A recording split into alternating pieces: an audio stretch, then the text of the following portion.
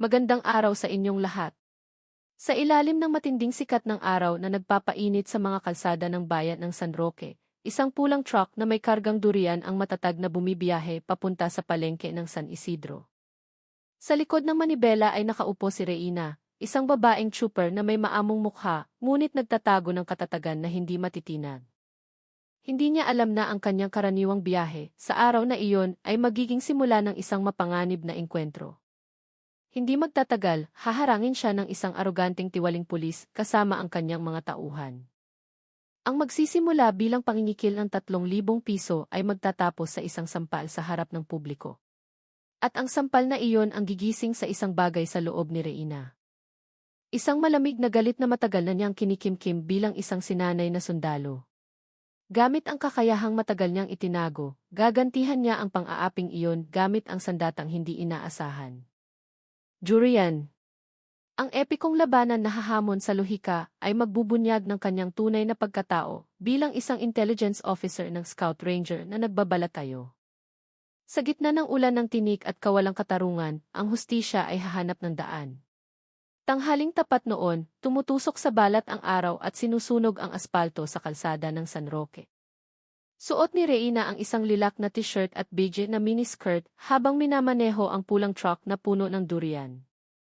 Ang masangsang na amoy ng durian ay pumupuno sa loob ng sasakyan, amoy na naging bahagi na ng kanyang buhay. Matalim ang kanyang tingin, nakapokus sa kalsada. Paminsan-minsan ay sumusulyap sa side mirror, sinisigurong ligtas ang karga.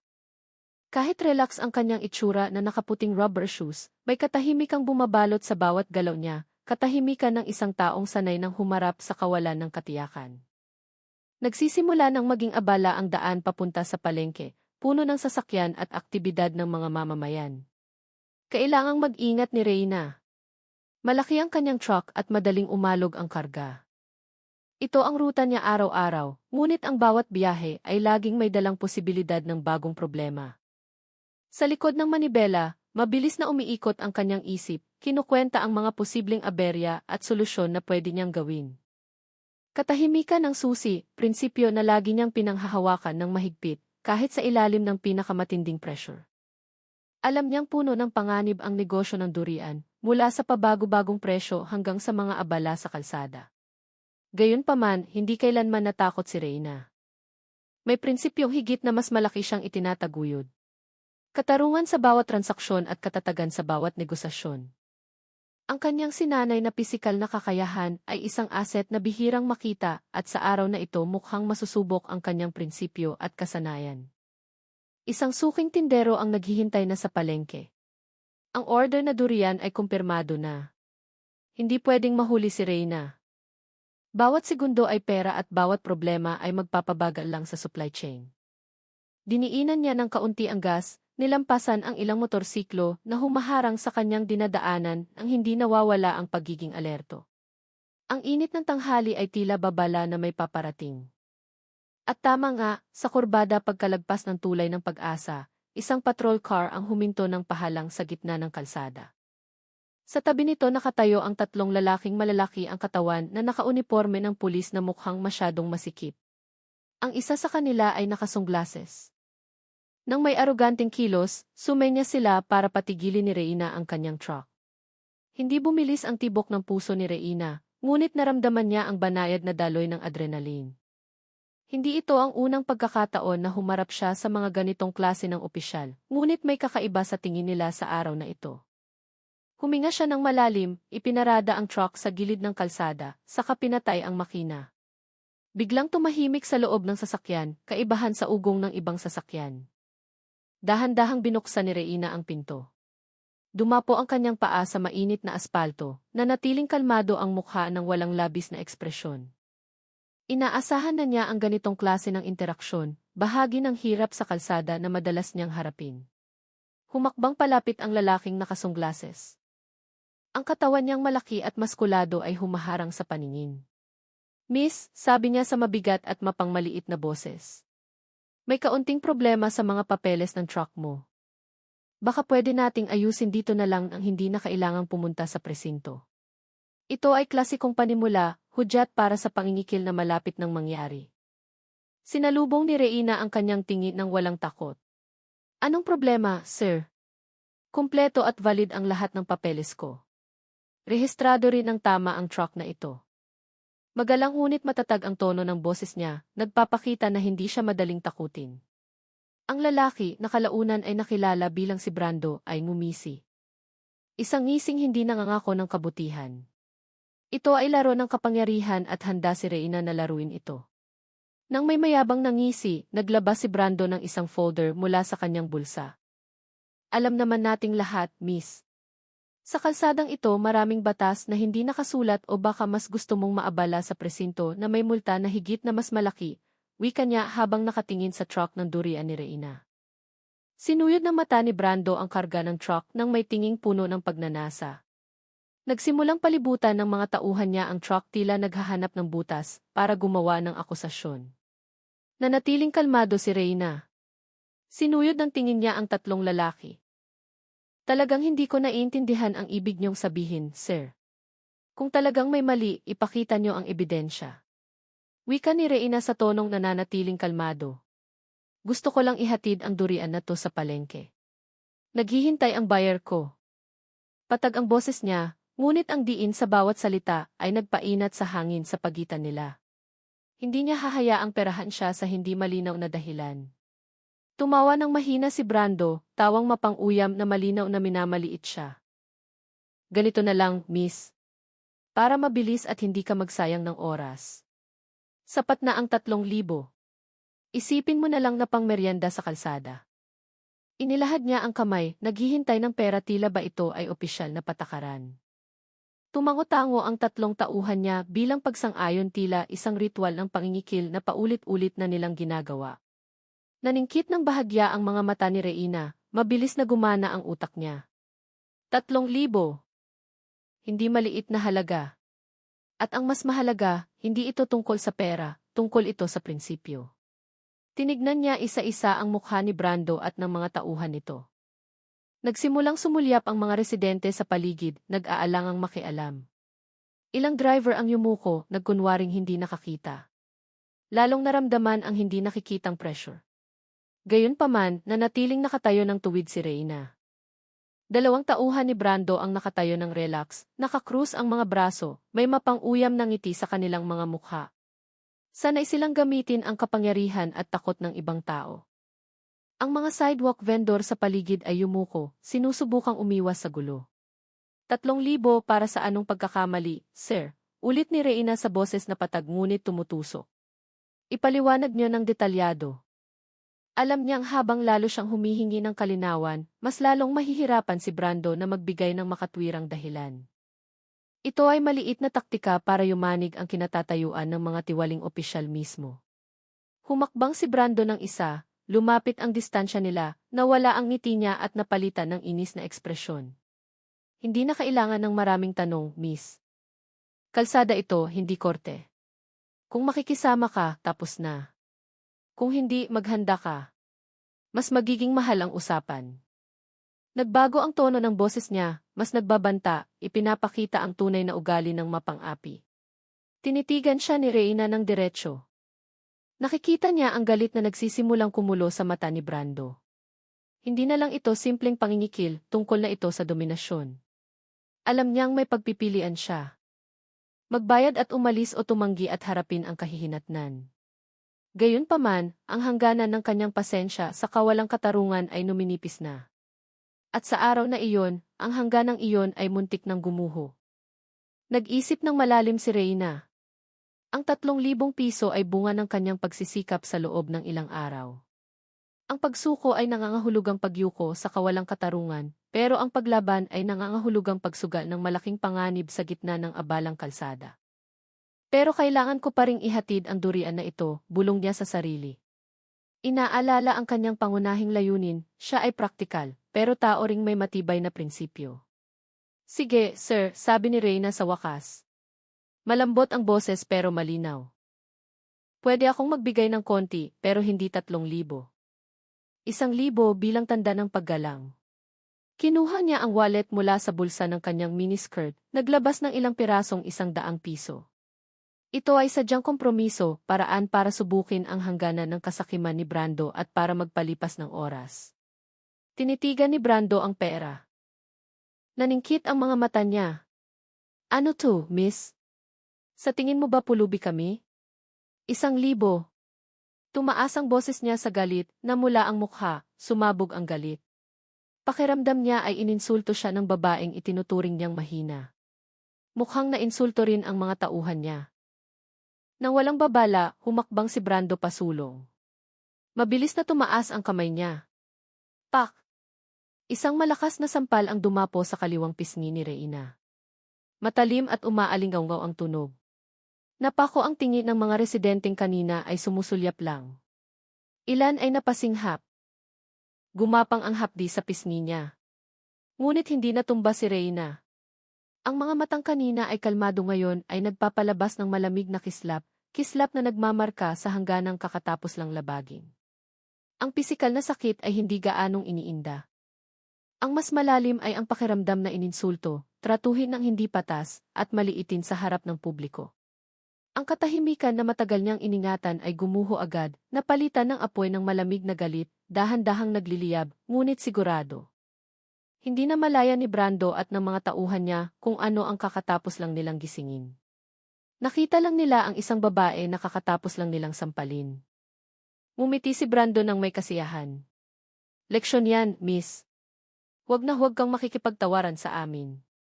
Tumawa ng mahina ang mga tauhan niya, ninanamnam ang sandali. Sigurado silang susuko si Reina at susunod sa gusto nila. Hindi nila alam na kakatapos lang nilang gawin ang pinakamalaking pagkakamali sa buhay nila. Nagbago ang mata ni Reina, wala na ang katahimikan. Tanging matalim na pokus tulad ng isang mandaragit na nakahanap ng biktima. Sumulyap siya saglit sa truck ng durian niya saka muling tinitigan si Brando at ang mga tauhan nito. Mabilis na nabuo ang plano sa isip niya. Bawat hakbang ay kinwenta ng may katumpakan. Ang katarungan para kay Reina ay hindi abstract na konsepto. Ang katarungan ay kahihinatnan. Nang walang sinasabing anuman, tumalikod si Reina at naglakad papunta sa likod ng truck niya. Kalmado ang galaw niya pero puno ng determinasyon. Nakatingin lang nang nagtataka si Brando at ang mga tauhan niya. Akala nila kukuha siya ng dagdag na pera o tatakas. Hindi nila inaasahan na ang ganting darating ay isang bagay na hindi kailanman naisip. Galing sa lugar na talagang hindi inaasahan. Inabot ng kamay ni Reina ang isa sa mga durian mula sa tumpok sa likod ng truck. Malaki ang durian, bilog, at may matatalim na tinik na nakausli ng mabangis. Ang bigat nito ay ramdam na matatag sa kamay niya, isang perpektong natural na sandata.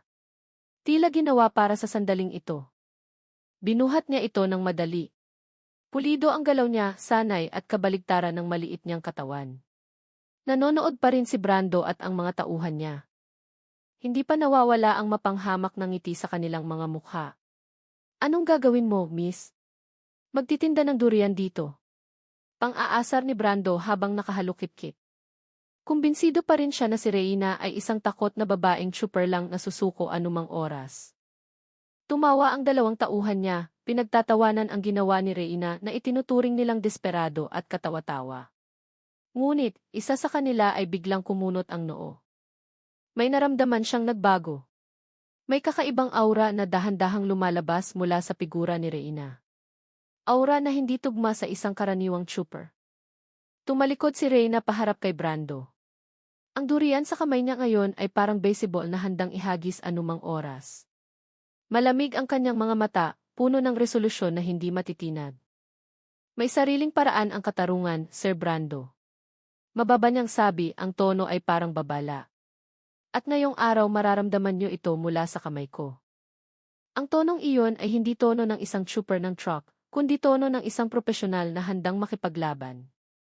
Nang walang babala, lumipad ang unang durian mula sa kamay niya. Mabilis ang paghagis, eksakto at nakamamatay. Tumama ang durian sa dibdib ng isa sa mga tauhan ni Brando. Sumuray-suray ang lalaki. Sumabog ang sigaw ng sakit mula sa bibig niya nang bumaon ng malalim ang matatalim na tinik sa uniforme. Agad na nawala ang ngiti ni Brando. Napalitan ng gulat at galit. Kasi simula pa lang ng laban. Bumagsak na nakasubsob ang una niyang tauhan, umuungol ng malakas. Napunit ang uniforme sa bandang dibdib. Nagsimulang tumulo ang dugo. Mabilis ang pangyayari. Napako lang si Brando at ang dalawang tauhan niya. Hindi makapaniwala na ang babaeng sinampal nila kanina ay kayang gumanti ng ganoong lakas gamit ang durian. Walang hiya! Sigaw ni Brando. Namula ang mukha niya sa galit at hiya. Hulihin siya! Nagbigay siya ng matigas na utos sa dalawang natitirang tauhan. Kahit mukhang takot, pareho silang sumugod. Ang isa ay bumunot ng baril sa baywang. Habang ang isa naman ay tumakbo ng diretsyo kay Reyna, balak siyang patumbahin gamit ang kamay. Hindi naghintay si Reyna. Maliksi ang galaw niya, mas mabilis pa sa nakikita. Kinuha niya ang pangalawang durian tapos ang pangatlong durian, parang nakamamatay na bala. Lumipad ang pangalawang durian at tumama sa tuhod ng lalaking sumusubok bumunot ng baril. Bumasag sa hangin ang sigaw niya. Nang tumalsik siya sa gilid, nabitawan niya ang baril at nahulog sa aspalto. Hindi na kaya ng binti niya na suportahan ang katawan niya. Tumama ang pangatlong durian sa mukha ng isa pang tauhan nang may malupit na katumpakan. Bumagsak agad ang lalaki. Umagos ang dugo mula sa ilong niya bago siya nawalan ng malay. 3 tao ang napatumba sa loob ng ilang segundo. Ang kalsada na kanina ay maingay ay naging tahimik. Lahat ng mata ay nakatuon sa tanawin na imposibleng paniwalaan. Nakatayong mag-isa si Brando. Nanlaki ang mata niya habang pinapanood ang pagbagsak ng kanyang puwersa. Ang mga residente na kanina ay sumisilip lang sa malayo ngayon ay nagsimula ng magbulungan. May nagulat, may hindi napigilan ang paghanga. Hindi pa sila nakakita ng isang dalagang maliit ang katawan na nagpabagsak ng 3 lalaking malalaki ang katawan gamit lang ang durian. Malinaw na nakaguhit sa mukha nila ang hindi paniniwala, halo-halo ang pagkamangha at kaunting kasiyahan. Ngayon ay talagang nag-iisa na si Brando sa pagharap kay Reyna. Maputla ang mukha niya. Ang galit na kanina ay nag-aalab ngayon ay nahaluan ng takot na gumagapang sa loob niya. Sumulyap siya sa tumpok ng durian sa likod ng truck ni Reyna na ngayon ay hindi mukhang prutas, kundi nakamamatay na bala. Sino ka ba talaga? Sigaw niya, nanginginig ang boses. Gumuho ang kanyang kayabangan, napalitan ng pagdududa at totoong banta. Humakbang si Reyna palapit. Kalmado ang hakbang niya, puno ng tiwala sa sarili. Sa kaliwang kamay niya, hawak ng mahigpit ang pang-4 na durian. Ang matatalim na tinik ay kumikislap sa tama ng araw. Ako si Reyna, Sir Brando. Huminto siya ng isang hakbang sa harap nito. At ayoko ng kawalang katarungan. Mababa ang boses niya, ngunit puno ng malamig na lakas na nagpatayo ng balahibo. Tumayo siya ng tuwid, naglalabas ng aura ng dominasyon na hindi pa naramdaman ni Brando mula sa isang babae. Umatras ng dahan-dahan si Brando. Hindi maalis ang tingin niya sa durian sa kamay ni Reyna. Naghahanap siya ng butas para makatakas. Ngunit napalibutan na ang kalsada ng mausisang tingin ng mga residente. Wala nang mga tauhan na makakapagprotekta sa kanya. Nagsimulang humampas sa dibdib niya ang kamalaya na gumawa siya ng kaaway na napakapanganib. Gumapang ang pagsisisi ngunit huli na. Sinubukan niyang ipunin ang natitirang tapang. Kahit mabigat ang pakiramdam ng paa niya, ang durian sa kamay ni Reyna ay mukhang natural na karugtong ng katawan nito. Tila nanigas ang paligid. Mabagal ang takbo ng oras. Hindi na nagsalita si Reyna. Naghintay lang siya. Naipon ang tensyon. Lumilikha ng nakapangangambang antisipasyon na nagpapigil ng hininga sa lahat ng saksi. Hindi ka makakalusot ng ganun-ganun lang. Banta ni Brando, sinusubukang ibalik ang marupok niyang otoridad. Sumulyap siya ng mabilis sa baril na nakahandusay malapit sa tauhan niyang nawalan ng malay. Malinaw ang intensyon niya, abutin ang armas na iyon. Gayunpaman, nabasa na ni Reyna ang galaw niya simula pa lang. Hindi na alis ang tingin niya kay Brando. Pinag-aaralan ang bawat maliit na intensyon na dumaraan sa mukha nito. Tinaas niya ang isang sulok ng labi, isang tipid ng ngiti na hindi nagdadala ng anumang init. Huwag mong subukan, sir. Alam ko kung anong nasa isip mo. Nanigas si Brando. Sa oras na iyon talagang napagtanto niya na masyado na niyang minamaliit ang kalaban. Ang babaeng ito ay hindi lang magaling maghagis ng durian. Mayroon pang higit na mas malalim, kakayahang sinanay na lumalabas sa bawat galaw niya. At ilang sandali pa sa kawalan ng pag-asa, gumawa ng matapang na desisyon si Brando. Sumugod siya papunta sa armas na nakahandusay sa aspalto. Mabilis ang galaw niya tulak ng kawalan ng pag-asa. Pero mas mabilis si Reina bago pa man mahawakan ni Brando ang puluhan ng baril, lumipad ang durian sa kamay ni Reina. Sa pagkakataong ito, hindi sa katawan niya, kundi sa aspalto mismo sa harap ng paa niya. Nabasag ang durian ng pira-piraso, ang pagsabog ay tumalbog ng malakas sa kalsada. Ang mga piraso ng balat ng durian at matatalim na tinik ay tumalsik sa lahat ng direksyon. Lumikha ng instant na harang sa pagitan ni Brando at ng armas. Napilitang huminto ng biglaan si Brando. Tumalsik ang katawan niya ng kaunti patalikod dahil sa gulat. Nanlaki ang mga mata niya. Sa oras na iyon talagang napagtanto niya na hindi lang lakas at katumpakan mayroon si Reina, kundi bilis at estratehiya rin. Hindi siya nagbigay ng kahit kaunting puwang. Kumuha si Reina ng pang-5 durian mula sa likod ng truck. Sa pagkakataong ito, hinawakan niya ito gamit ang 2 kamay. Ipinapakita ng galaw niya ang kakaibang intensity. Wala nang batuhan sa malayo. Ito ay direktang konfrontasyon. Nagpigil ng hininga ang mga residenteng nanonood. Lalong umiinit ang drama sa harap ng mata nila at alam nilang malapit na ang sandali ng paghuhukom. Ang kawalang katarungan na nakita nila sa tagal ng panahon ay pagbabayaran ng buo. Umatras ulit si Brando, sinusubukang umiwas. Pero gumalaw si Reina parang anino, pinuputol ang daanan ng pagtakas niya. Bawat hakbang ni Brando ay na-anticipate na. Bawat ruta ng pagtakas ay sarado na. Pakiramdam niya ay natrap siya ng babaeng kaninang umaga ay minamaliit pa niya. Ang dignidad niya ay nawasak ng pira-piraso, napalitan ng takot na gumagapang ng walang awa. Hindi niya kailanman naisip na magtatapos ang araw na ito ng ganito. Tama na, miss, patawad. Sigaw ni Brando. Basag ang boses. Nagpapanik. Itinaas niya ang 2 kamay tanda ng pagsuko, sinusubukang iwasan ang pisikal na banggaan na malinaw na hindi pabor sa kanya. Pero hindi tumigil si Reina. Para sa kanya, hindi sapat ang paghingi ng tawad para bayaran ang sampal, pang-iinsulto, at pangingikil na ginawa nila. Dapat manatili ang kahihinatnan bilang leksyon para sa kanila at para sa sinumang may balak gumawa ng katulad na bagay. Hindi pinansin ni Reina ang pakiusap na iyon. Malamig ang mukha niya na walang emosyon. Ang paghingi ng tawad ay hindi makapagbubura ng sakit at pang-iinsulto na idinulot niyo, Sir Brando, patag niyang sabi. Patuloy siyang humakbang pasulong. Ang durian sa kamay niya ay nakataas, nagpapalabas ng malinaw na banta. Nagsimulang makaramdam ang mga residente ng matinding tensyon. Gusto nilang makakita ng katarungan, pero takot din silang makita ang hangganan nito. Nasukol si Brando sa pader ng isang tindahan. Walang daan para tumakas. Bumaha ang pawis sa mukha niya na maihalong takot na nakasasakal. Parang awan niyo na, miss.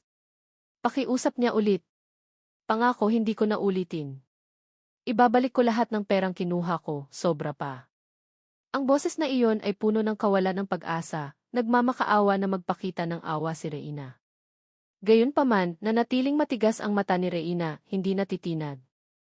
Sa galaw na kontrolado, ngunit nakamamatay, inihampas niya ang durian parang isang pamalo. Tumama ng malakas ang matatalim na tinik sa kanang braso ni Brando mismo sa parte na hindi protektado ng uniforme.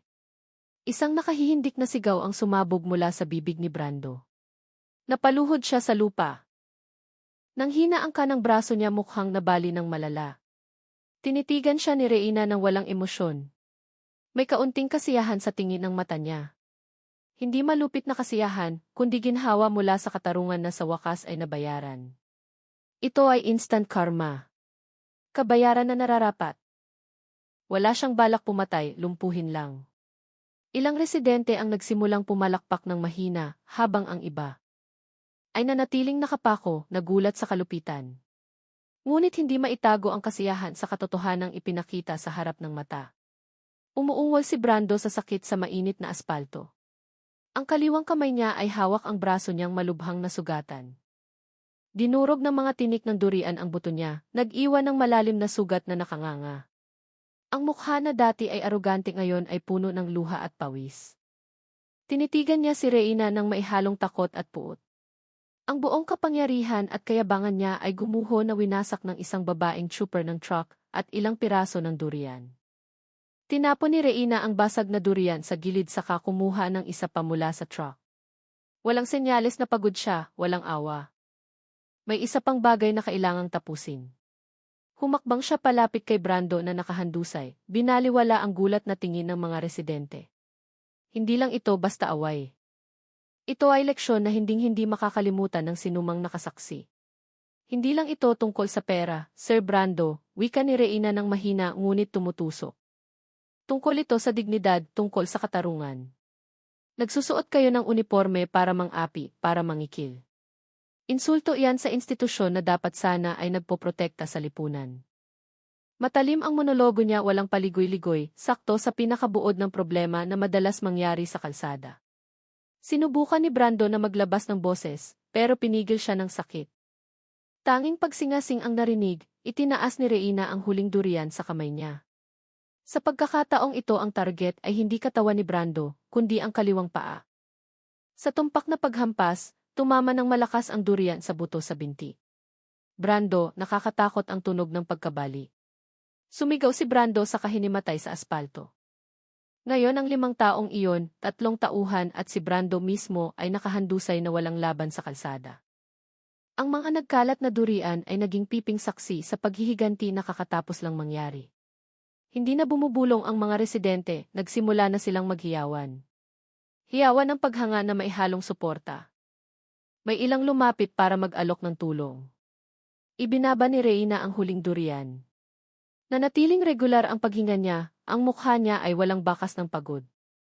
Tila kakatapos lang niya ng routine at trabaho, hindi ng epikong pakikipaglaban sa 5 lalaki. Ang kanyang katahimikan matapos ang laban ay nagpatinginan at nagpataka sa maraming residente. Isang naglalako ang naglakas loob na lumapit. Ang galing mo, Day. Matagal na kaming nagdurusa dahil sa kanila. Salamat, dagdag niya habang sinusubukang kamayan si Reina. Tumango lang si Reina, may tipid na ngiti sa labi.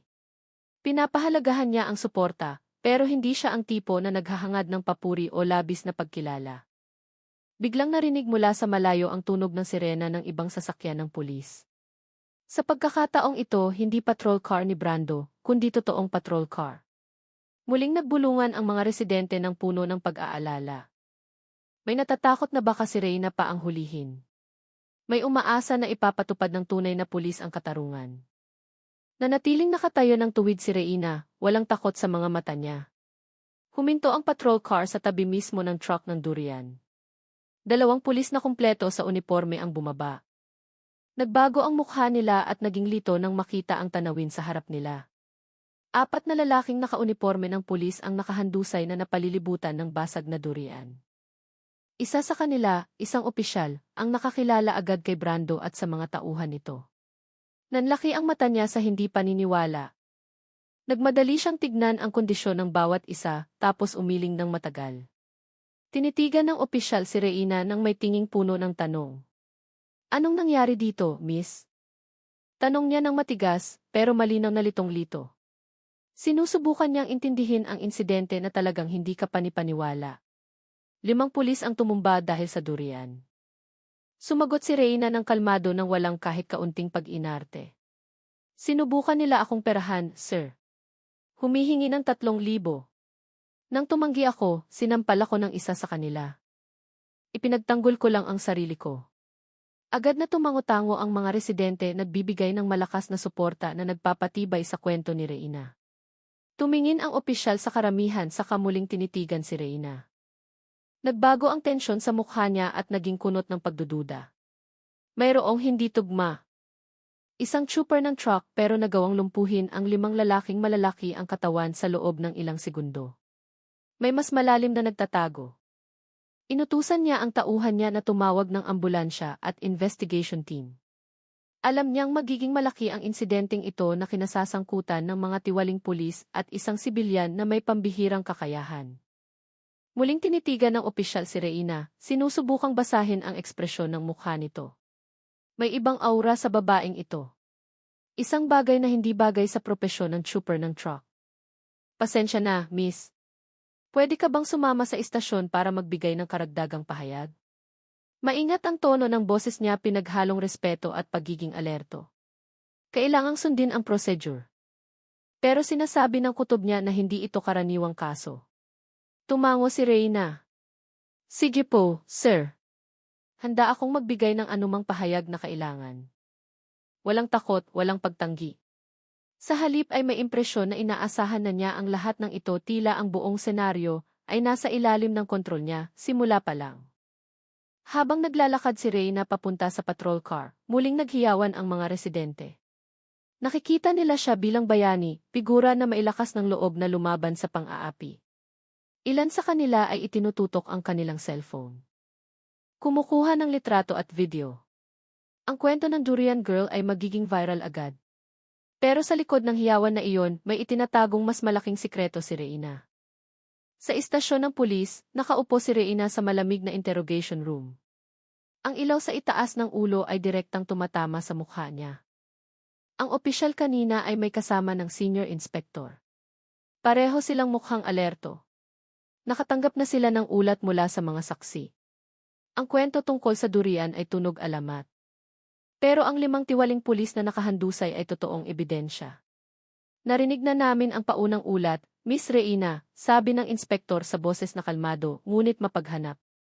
Pero ang pagpapabagsak sa 5 lalaking nasa hustong gulang kahit na iyong mga sanay gamit ang durian ay nangangailangan ng napaka-espesipikong kasanayan. May background ka ba sa martial arts? Diretsahang ibinato ang tanong na iyon, sinusubukang hukayin kung ano ang sadyang itinatago ni Reyna. Tinitigan ni Reyna ang inspektor ng walang takot. Ipinagtanggol ko lang ang sarili ko, sir. Kapag ang isang tao ay sinampal at pinerahan, lumalabas ang instinct na mabuhay. Pinili niya ang mga salita niya ng maingat, pangkalahatang sagot, pero hindi ganap na transparent. Wala siyang balak na buksan ang tunay niyang pagkakakilanlan. Hindi pa oras. Bumuntong hininga ang inspektor. Sige, Miss Reyna, pinapahalagahan namin ang pagtatanggol mo sa sarili. Gayunpaman, nagpatuloy siya. Pero may ibang ulat. Si Brando at ang mga tauhan niya ay hindi lang nangingikil. Hinihinalang bahagi sila ng mas malaking sindikato na sangkot sa pagnanakaw at smuggling sa rehiyong ito. Isang nakakagulat na revelasyon. Ang insidente ng pangingikil na ito ay dulo lang pala ng iceberg. Medyo nagulat si Reyna kahit nagawa niyang itago ang reaksyon niya. Mabilis na gumagalaw ang isip niya, inaayos ulit ang bagong impormasyon. Si Brando, isang tiwaling pulis, ay bahagi pala ng malaking sindikato ng krimen. Binago ng revelasyong iyon ang buong dinamika ng pangyayari mula sa simpleng pangingikil tungo sa isang bagay na higit na mas masalimuot at mapanganib. Nang hindi niya namamalayan, ang insidente ng durian ay humila kay Reyna papasok sa mas madilim na ipu-ipo. Sindikato. Ulit ni Reyna ng mahina, patag ang tono, tila inuulit lang ang sinabi ng inspektor.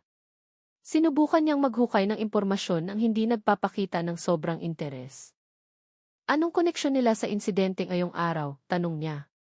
Alam niyang ang sagot na iyon ay pwedeng magbukas ng tabing ng krimen na posibleng matagal nang namumugad sa rehiyong iyon. Ang misyon niya na kanina ay nakapokus lang sa pagmamatsyag, ngayon ay may potensyal na lumawak sa direksyong higit na mas malaki. Dahan-dahang tumango si Inspector Reyes. Miss Reyna, matagal na namin silang minamanmanan. Madalas nilang gamitin ang uniforme para gumawa ng iba pang gawaing kriminal, kasama na ang pagnanakaw ng mahahalagang gamit mula sa mga delivery truck. Ang pangingikil sa inyo ay karaniwang modus operandi lang nila. Ang huling pangungusap na iyon ay humampas parang matigas na babala. Mabilis na gumalaw ang isip ni Reyna. Kaya, hindi lang pera ang hanap ni Brando, kundi tinitignan din ang karga ng truck niya. Malaki ang posibilidad na ang mga durian na iyon ay panakip lang sa isang bagay na hinahanap nila. O siya mismo ang target dahil sa dahilan na hindi pa niya alam. Isang plot twist na biglang lumitaw ang nagpabago sa misyon niya para maging mas komplikado kaysa sa inakala. Tumagal ang interogasyon ng ilang oras. Ibinigay ni Reyna ang lahat ng kailangang impormasyon. Ngunit ang tunay niyang pagkakakilanlan ay nanatiling nakatago ng mahigpit. Nag-iingat siya. Bawat salita ay kinukwenta ng maigi. Ayaw niyang ibukas ang sarili ng masyadong mabilis, lalo na matapos malaman na ang sindikato ni Brando ay higit na mas malaki kaysa sa tantya niya. Mukhang frustrated ang inspektor at si Lieutenant Santos. Hindi sila makakuha ng mas malalim na detalye tungkol sa pisikal na kakayahan ni Reina. Ang tanging na itatala lang nila ay isang bagay.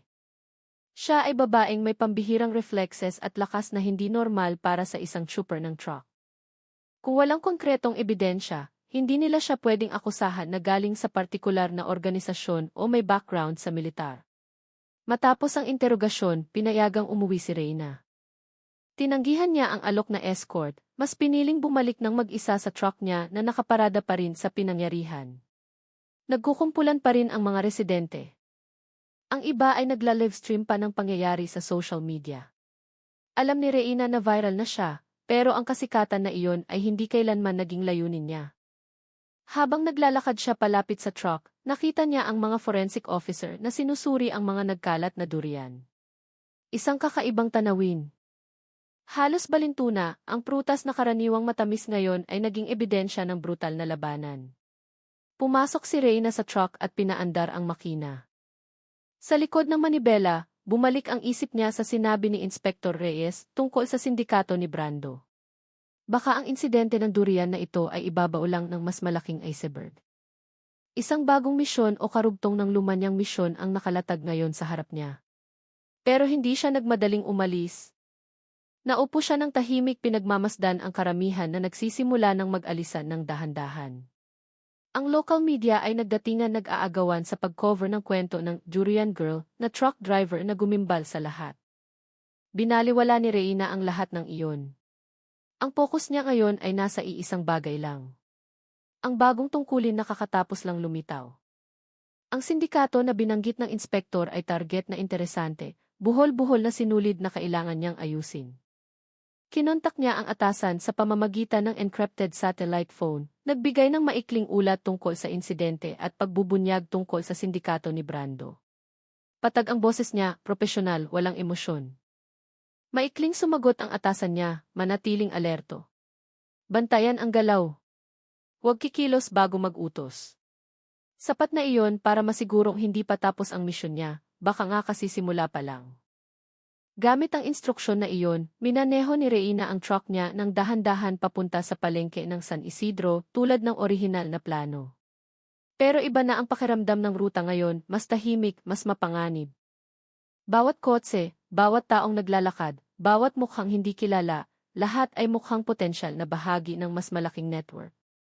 Matalim ang mata niya, gumagana ang isip sa full reconnaissance mode, hinahanap ang bawat anomalya. Pagdating sa palengke, sinalubong agad siya ng mga tindero ng may hiyawan. Kalat na ang balita tungkol sa aksyon niya. Tinitignan nila siya hindi lang bilang trooper ng durian, kundi bayani na nagpatupad ng katarungan. Tipid na umiti lang si Reina. Sa puso niya alam niyang ang tunay na bayani ay nagtatrabaho sa dilim at ang tunay na laban ay malayo pang matapos. Matapos ang mabilis na transaksyon ng durian, nagdagsaan ang mga mamimili palapit. May gustong bumili ng durian, may gustong makita ng personal ang munting babae na yumanig sa lungsod. Nagsilbi si Reina sa kanila ng maayos, sumasagot sa mga tanong tungkol sa kalidad ng durian, pero iniiwasan niya ang usapan tungkol sa insidente. Ayaw niya ng sobrang atensyon. Matapos mabenta ang lahat ng durian, ipinarada niya ang truck sa tagong lugar sa likod ng palengke. Kinuha niya ang maliit na bag mula sa kabin at sumuot sa karamihan. Simple ang itsura niya, madaling humalo sa kapaligiran ng palengke. Naglakad siya sa masisikip na pasilyo. Obserbahan ng mata niya ang bawat sulok. Bawat kahina-hinalang galaw. Naghahanap ng impormasyon si Reina, naghahanap ng bakas ng sindikato ni Brando na baka pagala-gala pa. Ilang oras siyang nagmasid, nakinig sa usapan ng mga tindero, pinansin ang mga pasimpleng interaksyon na mukhang hindi natural. Ang palengke na puno ng ingay ay perpektong lugar para mangalap ng impormasyon, madalas nagiging pugad ng krimen na nagtatrabaho sa ilalim ng ibabaw. Bumulong ang instinct ng scout ranger na hinasa ng maraming taon, mayroong hindi tama. Nakita niya ang ilang bagong mukha, mga lalaking mukhang preman na hindi naman mukhang tindero o karaniwang mamimili. Paminsan-minsan silang sumusulyap sa kanya at sa lokasyon kung saan inaresto si Brando kanina. Hindi nag-react si Reina. Patuloy lang siya sa paglalakad tila bahagi lang ng agos ng palengke habang nangangalap ng data ng palihim. Alam niyang hindi mananahimik ang sindikato ni Brando matapos ang insidente ngayong araw. Siguradong gusto nilang malaman kung sino ang babaeng nagawang magpabagsak sa mga tauhan nila. Nang magdapit hapon na, nagdesisyon si Reina na kumilos. Hindi sapat ang pagmamasid sa malayo. Kailangan niya ng source ng impormasyon na mas malapit, mas espesipiko. Isa sa mga kahina-hinalang lalaki na minamanmanan niya kanina pa ay nakitang nakikipag-usap sa security guard ng palengke. Mukhang balisa ang gwardya, paminsan-minsan pang ang tumitingin sa paligid ng may kaba. Agad na nakuha ng interaksyon na iyon ang atensyon ni Reina. Lumapit siya ng dahan-dahan, nagpanggap na tumitingin-tingin ang paninda sa paligid nila. Gamit ang matalas na pandinig, nakuha niya ang piraso ng usapan. Binanggit ang pangalan ni Brando ng ilang beses sa tonong inis at puno ng diin. Nag-abot ng makapal na sobre ang lalaking mukhang preman sa security guard. Malinaw na suhol iyon. Siguraduhin mong walang makakaalam tungkol sa gamit sa lumang bodega, sabi ng lalaki sa boses na mababa at nagbabanta. Pabaya si Brando, wag nating hayaang matulad tayo. Nagpigil ng hininga si Reina. Ang gamit sa lumang bodega ay gintong palatandaan.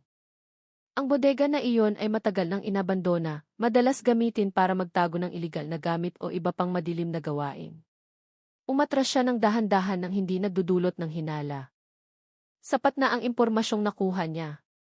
Ang sindikato ni Brando ay hindi lang nangingikil, may itinatago sila, marahil bunga ng krimen. Ang insidente ng durian ngayong araw ay malinaw na nakaapekto sa operasyon nila. Biglang pumasok sa isip niya ang isang ideya. Ngayong gabi papasok siya sa bodega na iyon. Bumalik si Reina sa truck, kinuha ang lumang mapa ng palengke sa dashboard. Hinanap niya ang lokasyon ng nasabing lumang bodega. Isang lumang gusali sa likurang bahagi ng palengke, liblib at bihirang daanan. Perpektong lugar para magtago ng iligal na gamit. Isinaulo niya ang pinakamagandang ruta para makalapit ng hindi nakikita. Nang lumubog ang araw, nagpalit ng damit si Reina. Madilim na pantalon, hoodie jacket, tinago ang buhok. Parehong sneakers na magaan at komportable para sa mabilis na paggalaw. Iniwan niya ang truck sa tagong lokasyon saka kumilos sa masisikip na eskinita sa likod ng palengke.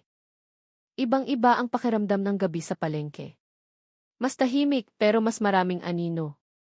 Ang bawat maliit na tunog ay rinig na rinig. Aktibo na ng lubusan ang military instinct niya.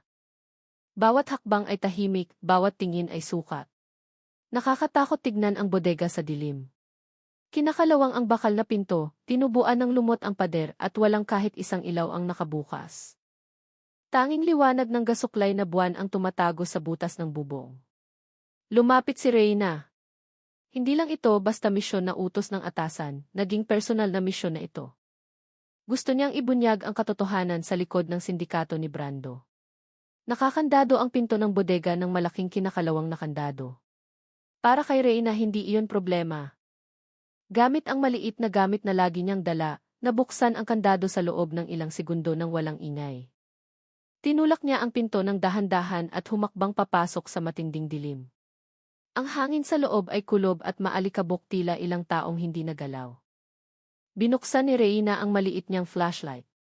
Winalis ng manipis na liwanag ang kwarto, tumpok ng kahong gawa sa kahoy, sako at lumang kagamitan. Sa unang tingin ay mukhang karaniwan, masyadong karaniwan, sinasabi ng instinct ni Reina na may itinatago. Sinuri niya ang bawat kahon, ang ilan ay mukhang iba. Nakasil ng mahigpit, malinis ang ibabaw, hindi maalikabok. Binuksan niya ang isa ng maingat.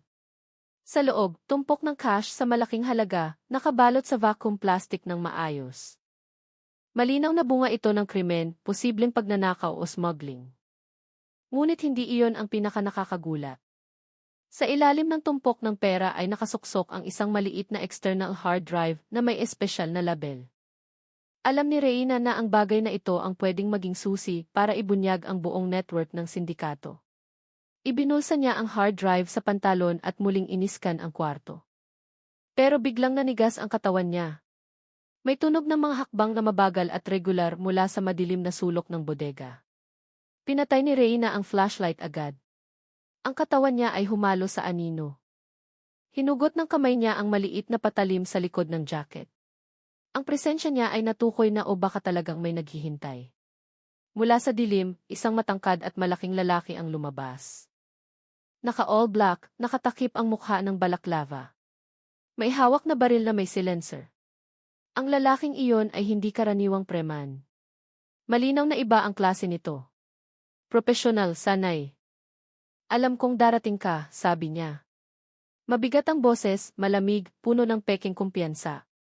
Pabaya si Brando, patuloy niya ng mahina. Pero kami hindi. Itinaas niya ang baril na may silencer, itinutok sa pwesto ni Reyna. Kahit hindi niya ito nakikita ng lubusan sa dilim, kumilos siya ng maingat, sinusubukang tukuyin ang kinalalagyan ng kalaban. Nanatiling tahimik si Reyna. Inobserbahan niya ang bawat detalye ng galaw ng lalaki. Ang naninigas na balikat, ang hakbang na medyo mabigat, ang pattern ng paghinga na hindi matatag, sanay, pero may butas pa rin. Naghintay siya ng tamang sandali. Isang pagkakataon lang ang kailangan para maunang umatake, bago pa makapagpaputok ng nakamamatay na bala ang lalaki. Lalong kumapal ang hangin sa lumang bodega, dumidiin parang pader na humihipit. Umabot sa sukdulan ang tensyon, tanda na ang labanan sa dilim ay hindi na maiiwasan pa. Pinaputok ng lalaking nakamaskara ang baril sa direksyon ng anino, lumilikha ng maliit na kislap sa kulob na kwarto. Umiwas si Reyna ng may pambihirang bilis. Tahimik ang galaw niya, maliksi at sanay. Alam niyang hindi siya pwedeng magtago habang buhay. Ang sniper na tulad ng lalaking iyon ay may kalamangan sa dilim. Kailangang baguhin ni Reyna ang kondisyon ng laban. Kailangan niyang puwersahin itong pumasok sa malapitang laban. Gamit ang eksaktong kalkulasyon, tumalon si Reyna palabas ng anino at sumugod diretso sa lalaking nakamaskara. Ang atake niya ay sumabog ng walang babala. Nagulat ang lalaki, hindi inasahan ang katapangan kung gaano kabrutal ang atake. Sinubukan niyang iamba ang baril bilang pamalo, pero mas mabilis si Reyna. Kumislap sa ere ang maliit na patalim sa kamay ni Reyna. Eksakto ang galaw na tinatarget ang ugat ng kamay na may hawak ng baril. Hiniwa ng talim ang pulsuhan ng lalaki. Nabitawan ang baril, nahulog at kumalansing sa sahig. Sumigaw ang lalaki, umatras ng pasuray-suray habang hawak ang kamay na dumudugo. Hindi nagbigay ng puwang si Reyna. Dugtong niya ang atake, tuhod na tumama sa dibdib, sinundan ng matalim na siko sa panga. Bumagsak ang lalaking nakamaskara. Nangisay ang katawan bago tuluyang nawalan ng malay sa malamig na sahig ng bodega. Pinulot ni Reyna ang nahulog na baril, sinuri ang magazin, sinigurong ligtas, saka itinago. Lumuhod siya para tignan ang sugat ng lalaki, sinisigurong hindi ito patay, lumpo lang. Ang misyon ng pagmamanman ay naging tunay na misyon ng pag-elimina. Matapos lumpuhin ang target, itinali ni Reyna ang lalaki gamit ang lubid na nahanap niya sa bodega. Matibay ang tali, epektibo, at hindi siya binigyan ng puwang para gumalaw. Sa bulsa ng lalaki, nakahanap siya ng maliit na radio communication, malinaw na ginagamit para makipag-ugnayan sa ibang miyembro ng sindikato. Mahalagang tuklas, gabay patungo sa network na higit na mas malaki. Nang umilaw ulit ang maliit niyang flashlight, iniwan ni Reyna ang liwanag sa katawan ng lalaki. Sa likod ng itim niyang damit, nakahanap siya ng ID card. Hindi ng pulis, hindi ng militar, kundi access card ng isang malaking logistics company, pangalan na sikat sa Pilipinas. Isang malaking puzzle ang kakatapos lang mabuksan. Ang sindikatong ito pala ay may profesional na koneksyon at resources na higit pa sa tiwaling pulis na tulad ni Brando. Itinago ni Reyna ang card at radio communication kasama ang hard drive. Alam niyang kailangan na niyang umalis agad bago dumating ang backup. Humakbang siya palabas ng bodega, isinara ulit ang pinto tila walang nangyaring aktibidad sa loob.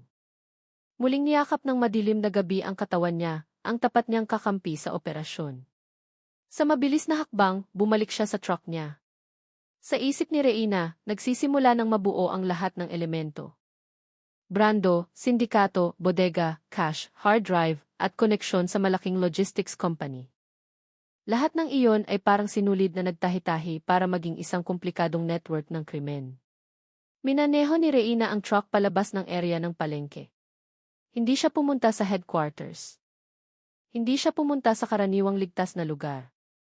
Pumili siya ng liblib na lokasyon na kilala niya, malayo sa karamihan at malayo sa abot ng mga espiya ng sindikato. Kailangan niya ng oras para pag-aralan ang data sa hard drive at buuin ang susunod na estratehiya.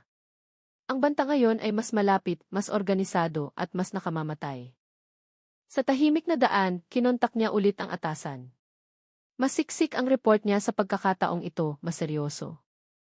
Ang pagkakatukla sa hard drive, cache, pagkakakilanlan ng logistics company, at ang presensya ng miyembro ng propesyonal na sindikato. Mabigat pakinggan ang boses ng atasan niya. Alam niyang may nasaling si Reina na higit na mas malaki kaysa sa karaniwang insidente ng pangingikil. Binuksan mo ang pugad ng bubuyog, Reina, sabi niya. Patuloy na gumalaw, huwag kang babalik sa headquarters. Magpapadala kami ng support team, pero kailangan mong magtagal hanggang sa dumating sila.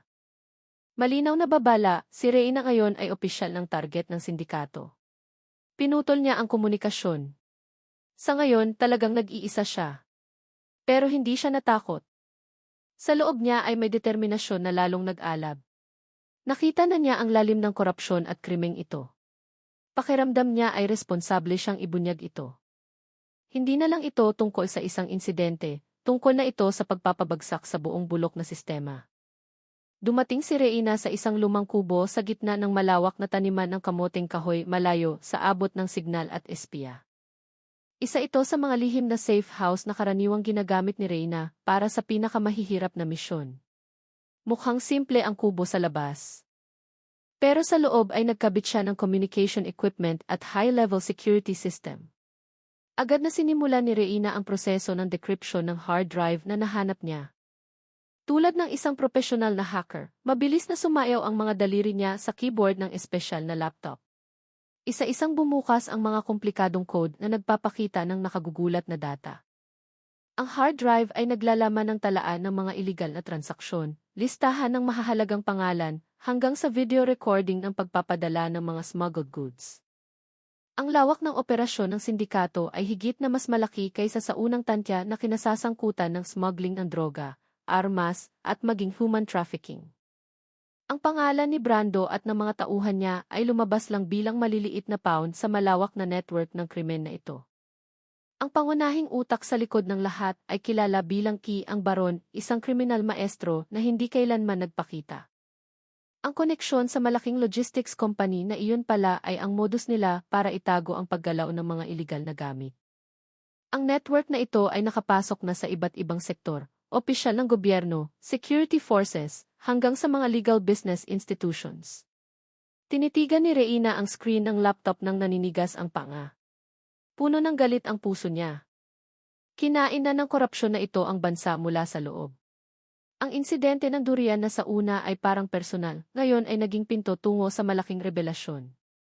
Alam niyang gamit ang data na ito ay kaya niyang wasakin ang buong network. Pero alam din niyang hindi mananahimik ang Baron. Malaking laban ang naghihintay sa kanya. Paparating na ang umaga, nagsisimula ng painitin ng araw ang mundo. Pero hindi pa nakakaramdam ng pagod si Reina kahit kaunti. Nagtrabaho siya buong gabi sa pag-aanalisa ng data at pagbuo ng estratehiya. Lahat ng data ay na-encrypt na ulit at naipadala sa atasan niya. Ngayon ay naghihintay siya ng susunod na utos. Kahit alam niyang hindi opsyon ang manahimik. Siguradong alam na ng Baron na nawawala ang hard drive nila. Iniligpit ni Reina ang kagamitan niya at iniwan ang lumang kubo. Ang pulang truck niya ay tapat pa ring naghihintay. Nagpasya siyang hindi na magtago. Sa halip, gagawin niya ang sarili bilang pain para mapalabas ang Baron. Malaking panganib pero tanging paraan para tapusin ang lahat. Binuhay niya ang makina ng truck, nagmaneho pabalik sa lungsod. Sa oras na iyon tumunog ang cellphone niya. Tawag mula sa atasan niya. Reina, ang impormasyong ipinadala mo ay napakahalaga. Pinoproseso na namin ito pero may masamang balita. Ang lalaking nilumpo mo sa bodega, nawawala siya. At nakatanggap kami ng impormasyon na natukoy na ng Baron ang pagkakakilanlan mo. Hahabulin ka nila. Ang babalang iyon ay nagkumpirma lang sa hinala niya. Kalmadong sumagot si Reina. Opo, sir. Handa na ako. Pinutol niya ang tawag. Tipid na umiti ang mga labi niya. Ito ay laro ng pusa at daga. At handa si Reina na maging pusa na pinaka-nakamamatay. Gagamitin niya ang bawat kakayahan at bawat resources na mayroon siya para pabagsakin ang baron at ang buong network nito. Kailangang maipatupad ang katarungan kahit kailangan niyang gawin ito ng mag-isa. Minaneho ni Reina ang truck niya sa mataong pangunahing kalsada. Parehong ruta noong nangyari ang insidente ng durian, hindi siya nagsuot ng pangbalakayo. Sinasadya pa ngang suotin ang lilak na t-shirt at beige na miniskirt na katulad noong araw na iyon. Gusto niyang makita, gusto niyang makatawag ng pansin. Bahagi ito ng estratehiya niya para mapalabas ang baron. Hindi nagtagal, naramdaman niya ang mga matang nakasunod sa kanya. Ilang sasakyan ang nakitang umaaligid sa paligid ng truck niya. Sa mga cave sa gilid ng daan, mga lalaking maayos ang pananamit at nakasunglases ang nagmamasid sa kilos niya. Hindi ito mga prema ni Brando. Iba ang klase nito. Mga propesyonal na bayaran ng baron. Hindi nag-react si Reina. Nanatili siyang nakapokus sa manibela. Pero mabilis na gumagana ang isip niya. Minamapa ang banta, binibilang ang mga butas, nagdidisenyo ng ruta ng pagtakas. Handa na siya para sa labang ito sa pisikal at mental. Ito ang pinakamahalagang misyon sa karera niya. Hindi siya mabibigo. Nang dumaan sa area ng palengke ng San Isidro, ilang tindero na nakakakilala sa truck niya ang kumaway para magbigay ng suporta. Hindi nila alam na ang bayani nila ngayon ay nasa gitna ng malaking giyera na hindi nakikita. Gumanti lang si Reina ng malambot na ngiti, isang pangako na poprotektahan niya sila mula sa kadiliman na nag-aabang. Nagsimulang dumaloy ang adrenaline. Handa na siya sa anumang mangyayari. Biglang isang itim na sedan ang humarang sa daan ng truck niya, pinwersa siyang huminto ng biglaan. Dalawang ibang sasakyan ang nagsara sa likuran at gilid na daanan. Isang perpektong ambush. Mula sa tatlong sasakyan lumabas ang humigit kumulang 8 armadong lalaki. Matitipuno ang katawan at malinaw na hindi baguhan. Sila ang execution team ng baron. Isang lalaking may mamahaling suit ang humakbang paderetsyo. Malamig ang mukha. Ang mga mata ay matalim parang kutsilyo. Miss Reina, matagal ka na naming hinahanap. Sabi niya, ang boses ay kalmado pero puno ng banta. Yung hard drive. Gusto naming ibalik mo at may dala kaming mensahe mula sa amo namin. Walang pasakalye. Bumaba si Reina sa truck, ang kanang kamay ay nanatiling nakatago sa likod ng baywang, handang abutin ang patalim. Sumulyap si Reina sa paligid, naghahanap ng butas sa pagitan ng mga umatake. 8 laban sa isa, lahat ay kumpleto sa armas. Sitwasyon na mapanganib kahit para sa isang Scout Ranger Intelligence, pero ang takot ay wala sa bokabularyo niya. Duwag ang amo nyo, sagot ni Reina sa matatag na boses. Nagtatago siya sa likod ng anino, gumagamit ng ibang tao para sa maruming trabaho niya. Ang probokasyong iyon ay sinadya, isang direktang hamon sa baron. Naningkit ang mata ng lalaking nakasweet. Kitang-kita ang galit sa mukha niya. Alam niyang ang babaeng ito ay hindi susuko ng walang matinding laban. Itinaas niya ang kamay para sumenyas. Sa isang iglap, ang 8 niyang tauhan ay gumalaw ng sabay-sabay, pinalibutan si Reina mula sa lahat ng direksyon. Pero hindi nagpanik si Reina. Siya ay sinanay na sundalo, inihanda siya ng pagsasanay sa Scout Ranger para harapin ang sitwasyon na mas matindi pa rito. Iniwasan niya ang unang atake sa kagumanti ng malakas na suntok sa panga ng isa sa mga umatake. Sumuray ang lalaki pero hindi natumba. Sanay sila. Hindi ito mga preman sa kalsada. Batid ni Reina na hindi siya pwedeng maglaro. Ang patalim sa kamay niya ay kumislap, sinasalag ang mga ataking dumarating ng sunod-sunod. Ang galaw niya ay parang sayaw ng kamatayan, episyente, eksakto, nakamamatay. Naging matindi ang labanan. Hinarap ni Reina ang bawat atake ng walang pag-aalinlangan, nilumpo ang kalaban isa-isa. Ang bawat bahagi ng katawan niya ay naging sandata. Ang bawat galaw ay taktika para mabuhay. Tumutulo ang pawis sa mukha niya, pero hindi nagpapakita ng senyales ng pagod. 4 na lalaki na ang nakahandusay, 2 pa ang malubhang nasugatan. Tanging ang lalaking nakasuwit at 2 tauhan niya ang nakatayo pa. Nagsimulang gumapang ang panik sa mukha ng lalaking nakasuit. Hindi niya inakala na may ganitong level ng kakayahan sa pakikipaglaban si Reina. Malinaw na hindi lang siya trooper ng durian, hindi lang basta intel. Sumigaw siya ng desperado sa huling 2 tao. Barilin niyo siya. Huwag niyong hayaang makalapit siya. Pero huli na. Sumugod si Reyna parang kidlat. Sa 2 mabilis at nakamamatay na galaw, nilumpo niya ang huling 2 umatake. Ngayon ang lalaking nakasuit ay nakatayong mag-isa, kitang-kita ang takot sa mukha niya. Umatras siya nang nanginginig sinusubukang abutin ang sarili niyang baril. Pero nasa harap na niya si Reyna. Ang maliit niyang patalim ay nakadikit na sa liig ng lalaki. Natapos ang laban kasing bilis ng pagsisimula nito. Nasaan ang baron? Tanong ni Reyna. Mababa ang boses, malamig, nagbabanta. Sabihin mo o pagsisisihan mo. Nanginginig ng malala ang lalaki. Nakikita ang kamatayan sa harap ng mga mata niya, alam niyang wala siyang pagpipilian. Sa boses na putol-putol, ibinunyag niya ang lokasyon ng pinagtataguan ng baron, isang liblib na villa sa kabundukan. Sa oras na iyon narinig ang tunog ng military helicopter mula sa langit. Isang helicopter ng Scout Ranger ang lumapag malapit sa lokasyon. Ilang sundalo ang bumaba sa pamumuno ng atasan ni Reyna. Dumating sila sa tamang oras. Nakahinga ng maluwag si Reyna. Pero alam niyang hindi pa tapos ang misyon niya. Ibinigay niya ang lalaking nakasuit at lahat ng impormasyong nakalap niya. Tinitigan siya ng atasan niya ng may pagmamalaki. Mahusay ang trabaho mo, Reyna. Nabunyag na ang pagkakakilanlan mo. Pwede mo nang tanggalin ang pagbabalakayo mo ngayon. Ang pangungusap na iyon ay pagkilala sa katapangan at dedikasyon ni Reyna. Tumango siya sa katinanggal ang lilak na t-shirt, ipinakita ang berdeng uniforme ng Scout Ranger na suot niya sa ilalim.